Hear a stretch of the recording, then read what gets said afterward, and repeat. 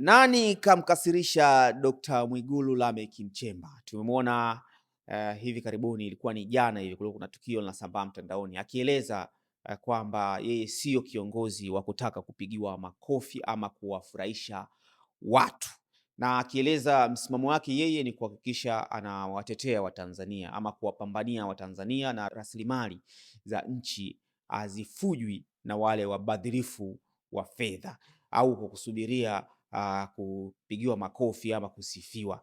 Na ameenda mbali zaidi kwa kueleza kwamba akisifiwa na mama watoto wake inatosha, huku kwingine yeye ni kutekeleza majukumu aliyopewa ya kuhakikisha Watanzania wanapewa huduma zile zinazostahili. Sasa watu wamekuwa wakiunganisha doti kutokana na matukio ambayo yametokea hivi karibuni, lakini bila kubainisha ni tukio gani ambalo limeweza kuleta picha hii ama waziri mkuu mpaka azungumze vitu kama hivyo. Sasa wewe pia una maswali kama niliokuwa nayo mimi, lakini nakuwekea hii video usikie alichokizungumza na kuonyesha msimamo wake kwa kuhakikisha Watanzania wanapata huduma na kuepusha ubadhilifu ambao yeye amesema vitu kama hivyo haviwezi kumfanya apigiwe makofi na mtu yoyote. Una maoni gani? Na wale wengine waendelee kujua, wanaosema sasa anakuwa mkali, sasa si atachukiwa, wanalinganisha si makofi.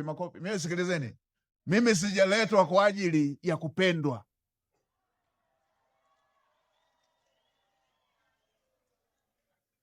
Najua majizi atanichukia, najua wavivu atanichukia, mazembe atanichukia, na mimi nitalala nao mbele wote hao. Lazima mali ya umma iheshimiwe. Ndio. Akinipenda mama wachipukizi tu mke wangu inatosha.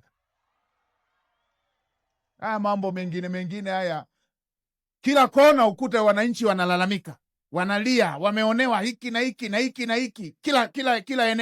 Kila eneo ukute BOQ imebadilishwa. Pita huku mradi mtu ameshachukua fedha ya umma anadunda nayo tu mtaani.